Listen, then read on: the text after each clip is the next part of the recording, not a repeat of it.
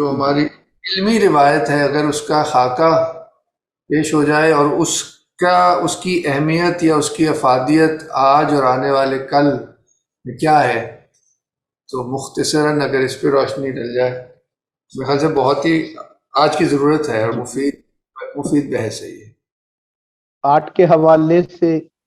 ہماری جو فن کی روایت ہندوستان میں، تو اس پہ بڑی اچھی گفتگو ہوئی۔ میرے حصے میں جیسے ہمارے ہندوستان کی علمی اور فکری روایت جو ہے، اس کے حوالے سے کچھ باتیں عرض کرنی ہے۔ اس مختصر سے وقت کے اندر یہ مختلف علوم کے حوالے سے اور مختلف فنون کے حوالے سے جو ایک پوائنٹ ریز کیا جاتا ہے کہ وہی معاملہ یوں کہہ لیں کہ اس انٹلیکچوئل ٹریڈیشن کے ساتھ ہی ہوا ہے ہندوستان میں۔ اس کے اسباب کیا ہیں، یا اس کی ایک بنیادی شفٹ کا ایک سبب جو ہے کالونیل پیریڈ کو بھی سمجھا جاتا ہے۔ تو بہرحال جو موجودہ دور کے اندر اگر ہم ہندوستان کی ایک پری کالونیل جو علمی اور فکری جو روایت ہے یا تاریخ ہے، وہ بڑی بدقسمتی ہے کہ وہ بھی ایک یونیلینئر ہسٹری کے طور پر ہم نے ڈیولپ کر لی ہے۔ تو اس کی ایک ہی سٹریم کو، اس کے پیچھے بے شمار اسباب ہو سکتے ہیں، سیاسی بھی ہو سکتے ہیں، کوئی کالونیل پیریڈ کی نیڈز ہو سکتی ہیں، پارٹیشن کے بعد کی آئیڈیالوجیکل نیڈز کو بھی اگر شامل کر لیا جائے اس میں، تو وہ ایک خاکہ سا اگر کہا جائے تو یہ گفتگو آج کے دور میں بڑی آسان ہو گئی ہے کہ اس دور کی علمی اور فکری روایت کیا ہے، یا مسلم ہندوستان کی علمی اور فکری روایت کیا ہے۔ تو وہ 10-15 منٹ کیا، اس کے لیے 5 منٹ بھی کافی ہیں، کیونکہ اس میں بتانے کی ترتیب اب ہماری اکیڈیمیا میں جو بن چکی ہے کہ وہ حضرت مجدد الف ثانی کا کچھ تذکرہ کر کے اس کے بعد حضرت شاہ ولی اللہ کی کچھ بات اور پھر سر سید کی کچھ بات کر دی جائے، تو اسی کو ہی ہم کہہ دیتے ہیں کہ ہماری انگریز سے پہلے کی ہندوستان کی علمی اور فکری روایت یہ ہے۔ اور اب ہماری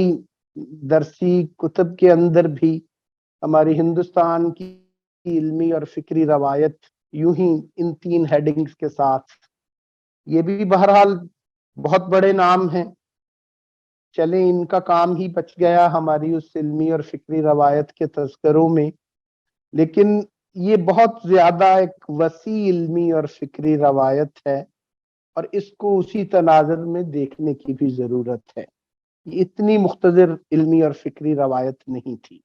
جیسے ابھی ذکر ہوا فائزہ کی گفتگو میں کہ اس دور کے جو کتب خانے تھے، اس میں جیسے وہ 8 پیسز کی بات کر رہی ہیں اور السٹریٹڈ بکس کی بات ہو رہی تھی، تو وہ آئین اکبری میں اگر دیکھ لیں یا اس دور کی کوئی بھی لٹریچر اٹھا کے دیکھ لیں، تو مغل شہنشاہ اکبر کی وفات کے وقت جو رائل کتب خانہ تھا اکبر کا، تو صرف اس ایک کتب خانے کے اندر ہی 24,000 کے قریب السٹریٹڈ والیومز موجود تھے جو گنتی کی گئی اس وقت ان کی وفات پہ۔ تو اس قسم کی السٹریٹڈ بکس کی بات جو ہو رہی ہے، ان والیومز کی بات ہو رہی، تو یہ صرف وہ رائل جو ایک لائبریری تھی یوں سمجھ لیں۔ اور یہ مغلوں کے ہاں تو یہ بابر سے لے کر بعد تک،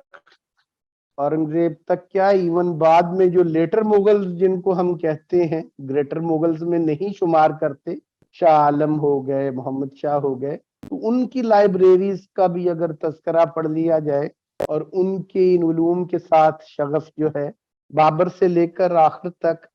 بابر اپنے ساتھ جو ہرات سے لائبریرین لائے تھے، تو ان کی ڈیٹیلز ہی اگر دیکھ لی جائے، اس دور کی انٹلیکچوئل اور ایکڈیمک ایکٹیویٹی کی وسعت کا اندازہ صرف اس دور کے کتب خانوں کی تفصیلات کا ہی ایک مطالعہ کر لیا جائے اور اس میں کیا کیا لٹریچر موجود تھا آسٹرانومی پہ، میڈیسن کے اوپر، اور نقلی علوم کے اوپر، معقولات کے حوالے سے، ریشنل سائنسز کے حوالے سے، اور عرفان کے حوالے سے، تصوف کے حوالے سے. تو مطلب ایک بہت بڑی وسیع ایک ذخیرہ تھا سائنسز کے اوپر، آرٹس کے اوپر، اسپرچویلٹی کے اوپر ان کتب خانوں میں. اور وہ کتب خانے صرف مغل بادشاہوں کے ہی نہیں تھے، بلکہ ریجنل لیول کے اوپر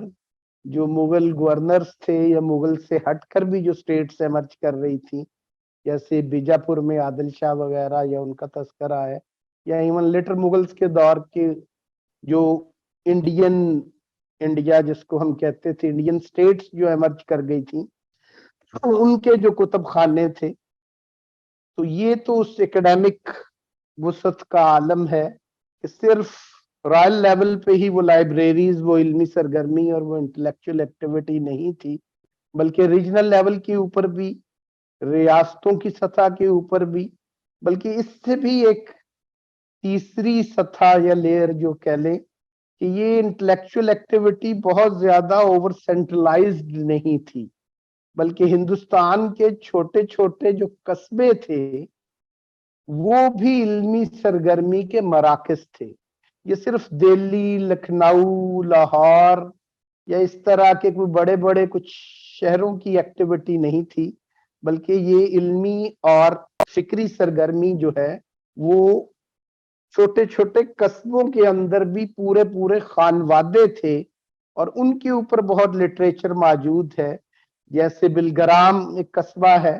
تو اس کے اسکالرز اور اس کی انٹلیکچوئل ایکٹیویٹی، تو سینکڑوں کے حساب سے وہاں کے انٹلیکچوئلز کے تذکرے آپ کو مل جائیں گے. تو ایون اودھ میں، لکھنؤ میں، مراد آباد میں، فیض آباد میں، خیر آباد میں، مطلب جس شہر کا، جس قصبے کا بھی آپ نام لیں گے، وہاں پر علماء کے گھرانے، وہاں پر اسکالرز، انٹلیکچوئلز، علمی ڈسکورسز، علمی ڈیبیٹس، تو یہ بہت زیادہ اس کا پھیلاؤ تھا. اب وہ جو پھیلاؤ تھا، جیسے ہم نے کہا کہ اس کو ایک انٹلیکچوئل سٹریم کے طور پہ تو ہم نے بس بعد کی دنیا میں دیکھا، لیکن اس سارے پھیلاؤ کے اوپر ایک کومنٹ تو میں کروں گا، لیکن ایک اگر ہم بہت زیادہ بھی اوور جنرلائز کر لیں چیزوں کو، تو پھر بھی کم از کم 3 سٹریمز نظر آتی ہیں فکری اور علمی اعتبار سے ہندوستان میں ہونے والی علمی سرگرمیوں کی. ایک سٹریم تو یہی جس کی ہم نے بات کر دی کہ حضرت مجدد الافسانی، حضرت شاہ ولی اللہ، اور یہ والی جو ایکسٹریم ہمارے سامنے جو ہم اپنی درسی کتب میں دیکھتے پڑھتے ہیں. ایک بڑی اہم اور سٹریم ہے جس کا آغاز بھی ہندوستان میں مسلمانوں کی آمد کے وقت سے ہی ہو گیا تھا، اور ہم اس کا تذکرہ کئی دفعہ ہستونیست میں نشستوں میں بھی ہوتا رہا کہ حضرت ابو علی سندھی سے ہی اس کا آغاز ہو گیا تھا. اور حضرت بایزید بستامی جو تھے، ان کے بارے میں جو کچھ ایویڈنس ملتی ہے کہ انہوں نے، حضرت بایزید بستامی نے توحید اور حقائق کا جو علم ہے وہ حضرت ابو علی سندھی سے سیکھا. تو وہ انٹلیکچوئل ایکٹیویٹی کی جو سٹریم تھی، وہ علوم کی جو سٹریم تھی، وہ حقائق کا جو علم تھا جو حضرت ابو علی سندھی سے حضرت بایزید بستامی نے بھی سیکھا، وہ سٹریم بذات خود بہت زیادہ ویل ڈیولپڈ سٹریم تھی ہندوستان کی علمی اور فکری سرگرمی کی. وہ رجحان سلطنت پیریڈ کے اندر بھی قائم رہا. تو اس دور میں رجال الہند والسندھ جو ہے، اس قسم کی کتب اور تذکرے ہمیں مل جاتے ہیں، جس میں سلطنت پیریڈ سے پہلے کے ہزاروں جو مسلم انٹلیکچوئلز ہیں ان کی داستان موجود ہے ان چیزوں کے اندر، ان کتابوں میں. تو سلطنت پیریڈ کے اندر بھی ہمارے پاس بہت زیادہ انٹلیکچوئل ایکٹیویٹی نظر آئی اسی رخ میں، جس میں ہمارے صوفیہ کی اور اولیاء کی بھی ایک کنٹریبیوشن تھی، جس میں حضرت امیر خسرو جیسے نام بھی آپ کے سامنے آتے ہیں، اشرف جہانگیر سمنانی رحمت اللہ علیہ کا نام، مطلب اس قسم کے بے شمار لوگوں کے نام بھی اور تذکرے بھی آپ کو ملیں گے۔ اور پھر مغل پیریڈ کے اندر بھی وہ ایکٹیویٹی جاری رہتی ہے، اور حضرت محب اللہ الہ آبادی اور ان سے پہلے فتح اللہ شیرازی اکبر کے دور کے اندر، تو اس قسم کے اسکالرز کا بھی ایک تذکرہ اور ان کے بھی کنٹریبیوشن موجود ہے۔ اور یہی سٹریم آگے چل کے پھر پوری ابو علی سندھی سے شروع ہونے والی اور حضرت محب اللہ الہ آبادی تک پہنچتے ایک خاص صورت اختیار کرنے والی، اور پھر یہی انٹلیکچوئل جو ٹریڈیشن تھی وہ آگے جا کر یوں سمجھ لیں کہ ایک ایجوکیشنل سسٹم میں بھی ڈھلتی ہے فرنگی محل کی صورت کے اندر۔ تو یہ فرنگی محل کی جو ایک جس انٹلیکچوئل سٹریم کے نتیجے میں فرنگی محل کا جو ایک تعلیمی جو ایک صورتحال پیدا ہوئی وہ ڈیولپ ہوئی، یہ بذات خود ایک پوری ایک فکری اور علمی روایت تھی ہندوستان کے اندر، جس کا تذکرہ اب بہت زیادہ نہیں ملتا، اور اس پہ بہت زیادہ لٹریچر موجود ہے۔ پھر اسی طرح صرف فرنگی محل ہی نہیں، جیسے میں نے کہا کہ وہ قصبات کے جن میں بے شمار درسگاہیں موجود تھیں، خیر آباد ہو، مراد آباد ہو، فیض آباد ہو، تو لکھنؤ کے اندر بھی اور جو مراکز علمی تھے، دہلی کے اندر بھی مدرسہ نظامیہ کی جیسے جو روایت تھی، حیدرآباد کے اندر اور جگہوں کے اندر، تو وہاں پر علمی سرگرمیاں جو ایک تعلیمی صورتحال پیدا ہوئی تھی وہ بھی کسی نہ کسی ایک فکری اور علمی روایت کی کلمینیشن ہی تھی ہر قصبے کے اندر، اور اس کی بھی اپنی کہانی اسی طرح فرنگی محل کے بیک گراؤنڈ میں، جیسے میں نے حضرت ابو علی سندھی سے لے کر فتح اللہ شیرازی اور محب اللہ الہ آبادی سے گزرتے ہوئے ملا نظام الدین تک جیسے ایک بات کی، ہر ایک کی اپنی کہانی بھی اسی طرح کی تھی۔ میں صرف ایک مثال دے دیتا ہوں کہ ان علمی مراکز کی، کہ ڈاکٹر حمید اللہ معروف اسکالر فرانس میں جن کا انتقال ہوا، تو ان کا ہی حیدرآباد میں جو خاندان تھا، اس خاندان کے پاس ہی صرف 70,000 کے قریب مینیوسکرپٹس مخطوطات موجود تھے، یہ ہمارے قیام پاکستان کے آس پاس اس دور میں بھی حتیٰ کہ۔ تو یہ جتنے خاندان ان قصبوں میں بیٹھے تھے، ان کے پاس وہ علمی سرمایہ مینیوسکرپٹس کی شکل میں موجود تھا، مخطوطات کی شکل میں موجود تھا۔ اب اس سارے علمی ذخیرے کے ساتھ کیا ہوا، اس پہ بھی میں ایک چھوٹا سا کومنٹ کروں گا، لیکن اس کومنٹ سے پہلے میں ایک تیسری سٹریم کا بھی تھوڑا سا ذکر کر دوں، کہ جس طرح ہم نے ان دو سٹریمز کا ذکر کیا کہ حضرت مجدد الف ثانی اور یہ والا، اور دوسری طرف ہم نے وہ حضرت ابو علی سندھی سے شروع ہونے والی جو ایک سٹریم تھی، اور محب اللہ الہ آبادی اور پھر فرنگی محل تک آنے والی، اسی طرح ایک تیسری بڑی علمی سرگرمی جو تھی، جس کا ایک پوائنٹ آف کلمینیشن جو تھا، وہ دارا شکوہ کے حوالے سے ہم دیکھتے ہیں کہ وہ اس دور کے تذکروں کے اندر بھی آپ کو ملتا ہے کہ وہ علمی روایت کی ایک اور سٹریم تھی، کہ جس میں بنارس ورناسی کے جو ہندو اسکالرز تھے، اور دارا شکوہ اور ان کے ساتھ مسلم اسکالرز جو تھے، اور پھر دانشمند خان کی سرپرستی میں برنیئر وغیرہ جیسے یورپینز بھی، یہ سارے مل بیٹھ کے ایک ٹرانسلیشن کا بہت بڑا کام کر رہے تھے، کہ ہندوستان کی جو روایتی کتب تھیں ان کو مسلم اصطلاحات کے اندر کنورٹ کرنا، اور اس روشنی میں بھی دیکھنا، اور سفینۃ العالیہ اور سکینۃ العالیہ، تو مجمع البحرین اور اس قسم کی جو کتب جو تھیں وہ تیار ہو رہی تھیں، وہ بالکل ایک اس قسم کی ہی انٹلیکچوئل سٹریم تھی، کہ یوں سمجھ لیں، اور اس قسم کی ہی کنٹریبیوشن تھی، جیسے خلیفہ ہارون الرشید اور مامون الرشید کے دور میں، عباسیوں کے دور میں گریک لٹریچر اور دوسری اقوام کے ادب اور علم کے بڑے بڑے تراجم جو ہیں وہاں پر ہو رہے تھے۔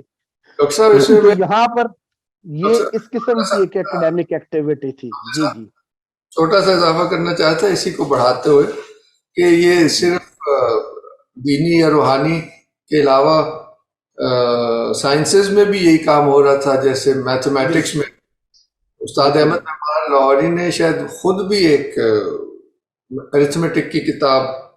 ٹرانسلیٹ کی سنسکرت سے. اسی طرح میڈیسن میں بھی یہی کام ہو رہا تھا شاید. میڈیسن میں، طب میں بہت کام تھا،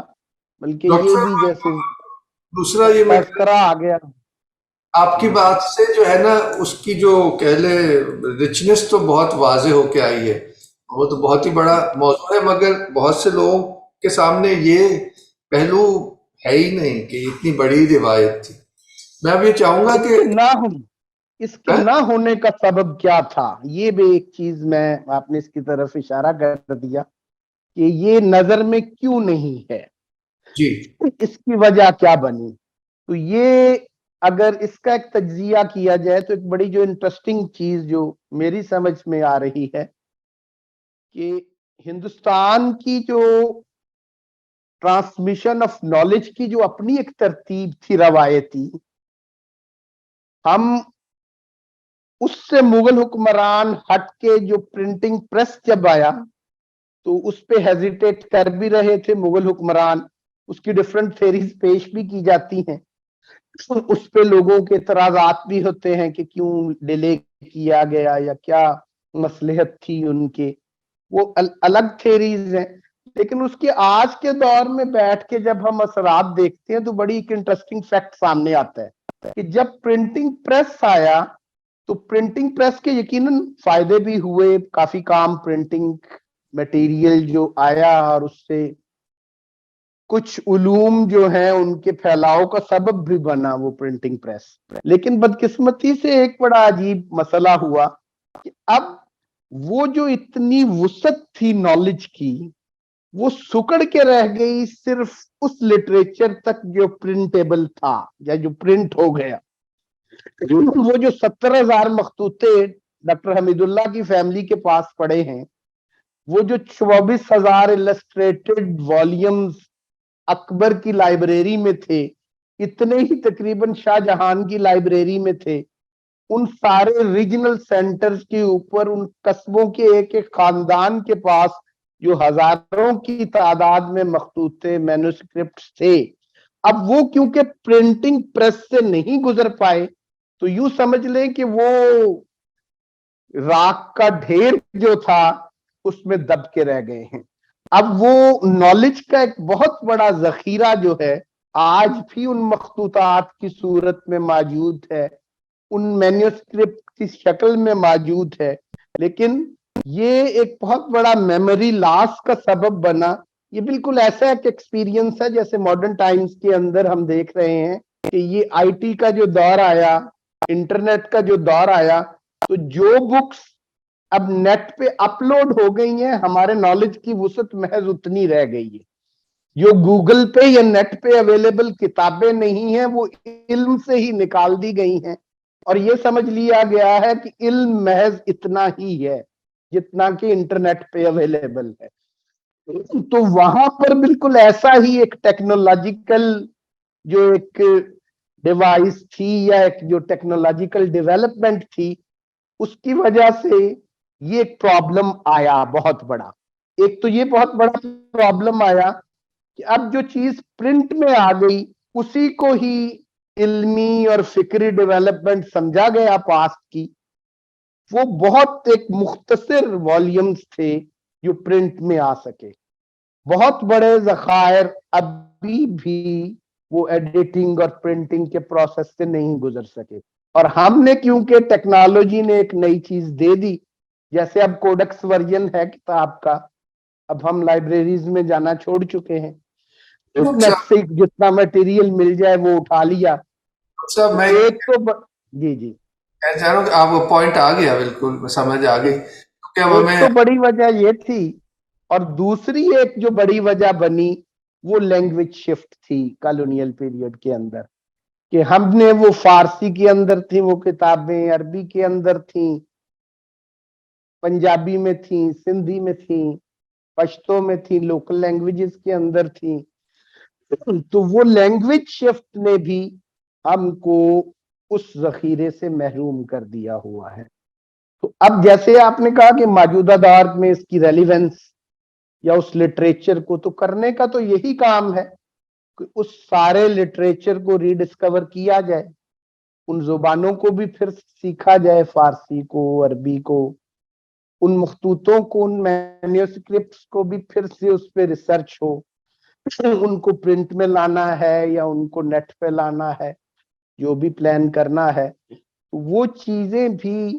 ہمارے مطالعے کا حصہ بنے. تو پھر یہ پورا ایک جو وسیع ایک ماحول ہے ہمارے سامنے. میں اس کی ایک مثال دے کے بات ختم کرتا ہوں, آپ کے وقت کے حوالے سے بھی کسی سوال کی طرف جائیں گے. تو میں یہ مثال کے طور پہ یہ ایکسپیرینس اکثر شیئر کرتا ہوں لوگوں سے کہ آج سے کوئی 23-24 برس پہلے, تقریباً 27 برس پہلے, مجھے پہلی دفعہ جب یو اے ای جانے کا اتفاق ہوا, تو وہاں پر اگرچہ کچھ انڈر گریجویٹ پروگرام کچھ یونیورسٹیز نے آفر کر دیے ہوئے تھے, لیکن تعلیم کی اصطلاح جو تھی وہ اکثر حلقوں میں جب میں نے سنا تو لوگوں نے ملنا پوچھنا کہاں جا رہے ہیں, تو تعلیم کے لیے جا رہے ہیں. تو ان لوگوں سے جب میں نے بعد میں پوچھا کہ یہ کون سی تعلیم کے لیے آپ جاتے ہیں, تو وہاں پہ تعلیم کی اصطلاح جو تھی وہ ڈرائیونگ سیکھنے کے لیے یوز ہو رہی تھی. تو یہ ایک لمیٹڈ میننگ تھا جو تعلیم کا انہوں نے اپنے ماحول میں دے دیا تھا. تو ہمارے ہاں بھی علمی اور فکری سرگرمیاں جو تھیں اس کو بھی ہم نے ایک انتخاب کے ذریعے بہت زیادہ محدود میننگز کے اندر لے لیا ہے. یہ ساری جو انٹلیکچوئل سٹریمز تھی ان کو نظر انداز کر دیا اور اپنی ایک منتخب سی سٹریم کو صرف انٹلیکچوئل ایکٹیویٹی ہندوستان کی کہہ دیا ہے, جس کے انتخاب کا طریقہ بھی ہم نے بڑا عجیب وضع کیا. وہ بس یوں ہی سمجھ لیں آسان لفظوں میں سہولت سے سمجھنے کے لیے کہ جس طرح آج کے دور میں ہم نگران حکومتیں منتخب کر لیتے ہیں, وہ انٹلیکچوئل سٹریم بھی ہم نے بالکل ویسے ہی کچھ سیاسی اور کچھ عسکری مصلحتوں کے تحت منتخب کی ہوتی ہیں. اس کا ہماری اصل والی علمی روایت جو ہے اس ساری کو ہم نظر انداز کر کے ایک منتخب سی روایت جو ہے اس کا انتخاب کر لیتے ہیں. ڈاکٹر صاحب بہت بہت شکریہ. اسی طرح کے ایک اوور ویو کی بہت اشد مجھے لگ رہا تھا ضرورت ہے. اور ایک سوال ہے, اس پہ پھر ہمیں ختم کرنا ہوگا کیونکہ پونے اگلا سیشن شروع کریں گے. تو یہ حسین قاسمی صاحب نے سوال کیا ہے کہ اسلامی مملکت پاکستان میں بھی فرنگی محل نما مدارس کیوں نہیں ہیں. I pose this question to see the need for such institutions as we go forward. جی, اس کی دو وجوہات ہیں جو میری نظر میں. ایک تو یقیناً ہم جیسے کہتے ہیں کہ ایک اسٹیٹ ریسپانسبلٹی جیسے تھی تو حکومتی سطح پہ ریاستی سطح پہ وہ کنٹریبیوشن ہونی چاہیے تھی. تو ریاستی سطح پہ جو ہم ایک فریم ورک طے کر دیتے ہیں, آپ کا اس کا بیسک ٹائٹل بھی آج کی ڈسکشنز کا ری سیٹنگ پاکستان فریم ورک ہے جیسا کہ, تو ہم نے جو فریم ورک پیدا کر دیے یا ڈیولپ کر دیے, ایک تو جیسے میں نے کہا کہ وہ پرنٹنگ پریس نے محدود کر دی ہمارے علم کی جو پہنچ تھی, اسی طرح وہ فریم ورک بھی محدود کر دیتا ہے ادارے بنانے کی صلاحیت ہمارے معاشرے کے اندر, کہ اس کی اپنی لمیٹیشنز ہوتی ہیں. ہائر ایجوکیشن کے لیول پہ, پرائمری ایجوکیشن, اسی فریم ورک کے اندر رہتے ہوئے آپ نے کچھ ادارے پیدا کرنے ہوتے ہیں. تو وہ فریم ورک ایک سہولت دینے کی بجائے ایک رکاوٹ بن جاتا ہے الٹا کوئی کام کے ادارے کے بننے میں. ان پابندیوں کی وجہ سے, ان ریسٹرکشنز کی وجہ سے ہمارے اوپر کچھ بائنڈنگز آ جاتی ہیں کہ ہم اس قسم کے ادارے ڈیولپ نہیں کر پاتے. لیکن ایک دوسرا اس سے بھی جو سنگین مسئلہ ہے, کیونکہ سارے کے باوجود میں پھر بھی سمجھتا ہوں کہ پاکستان کے اس فریم ورکس جو دیے گئے ہوتے ہیں ریاستی سطح پہ, اس میں بہرحال بہت سارے لوپ ہولز ہوتے ہیں, گنجائش پھر بھی ہوتی ہے. نسبتاً باہر کی دنیا کے نسبت زیادہ گنجائش ہے ہماری یہاں پہ. تو اسٹیٹ انٹروینشن کم سے کم ہو اکیڈیمک سرگرمی کے اندر تو بہتر ادارے بن سکتے ہیں. میرا اپنا اس پہ سمجھ یہ ہے کہ ابھی بھی یہ امکان موجود ہے کہ ان ریسٹرکشنز کے اندر اتنی سختی نہیں ہے کہ ہم ایسے ادارے بالکل ہی نہ بنا پائے. یہاں پر ایک دوسری رکاوٹ ہے، وہ ریاستی سطح پہ نہیں، وہ معاشرے کی سطح پہ ہے کہ ہم لوگوں نے، وہ مکالے جیسے کہہ گیا، کہتے تھے کہ پتہ نہیں ٹھیک اس نے کہا بھی کہ نہیں کہا، کہ پورے مشرق کا جو علمی ذخیرہ ہے اس کی ویلیو ویسٹ کی ایک ریک آف بکس کے برابر ہے. تو کئی لوگ کہتے ہیں جی اس کا فکرہ نہیں، اس کے ذمے پڑ گیا. وہ تو سمجھتا تھا کہ نہیں سمجھتا تھا، یہ آج ہمارے معاشرے میں ہم نے کم از کم یہی سمجھا ہوا، تو ہم اس سوچ سے نکلنے کو نہیں تیار. ہم بہرحال یہی سمجھتے ہیں کہ وہ ویسٹ کی کتابوں کا ایک جو ریک ہے ہمارے علوم کے پورے ذخیرے پر بھاری ہے. تو اس مائنڈ سیٹ سے نکلنے کی ضرورت ہے. یہ مائنڈ سیٹ اگر بریک کر لیا جائے تو پھر کچھ انڈیویجولز بھی اگر کنٹریبیوٹ کریں تو میں ذاتی طور پہ یہ سمجھتا ہوں کہ اسٹیٹ کی سطح پر یا معاشرے کی سطح پر بلکہ آ کر علمی اور ایکڈیمک، کیونکہ وہاں بھی آپ دیکھیں گے کہ مغل لائبریریز میں تو وہ 24,000 کتابیں ہی آ سکتی تھی نا جی، لیکن ریجنل لیول کے اوپر قصبوں کے اندر جو انٹلیکچوئل سینٹرز بن چکے ہوئے تھے وہ تو خالصتاً معاشرے کی سطح کی کنٹریبیوشن تھی، وہاں پہ اسٹیٹ فنڈنگ یا اسٹیٹ کنٹریبیوشن نہیں تھی. یہ آپ کہہ سکتے ہیں کہ ایک بہت بڑی ریسٹرکشن آج کے دور کا کیپٹلسٹک اکنامک سسٹم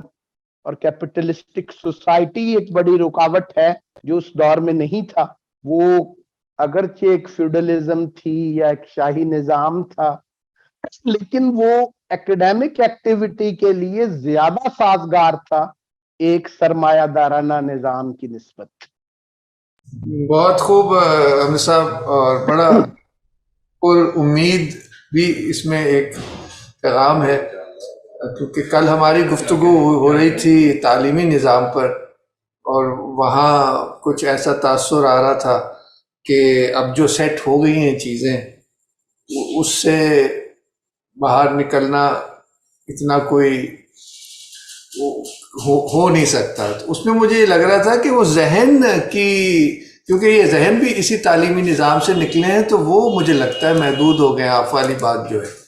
تو بڑی خوشی میں اگر ایک جی. فکرے کی اگر مجھے اجازت دیں تو اس پہ جو مطلب میں جس کنکلوژن پہ پہنچتا ہوں وہ یہ ہے کہ یہ سارا کچھ اس کے اوپر یہ ایک لیبل کر دیتے ہیں ہم کہ وہ علوم، وہ سارے میتھڈز، وہ ٹیکنیکس، وہ سارے آؤٹ ڈیٹڈ ہیں. تو میری نظر میں یہ آؤٹ ڈیٹڈ نہیں ہے، ہم نے ان کو آؤٹ آف پریکٹس کر دیا ہے. ان کو صرف پریکٹس کرنے کی ضرورت ہے. یہ آج بھی اتنے ہی کارآمد ہیں،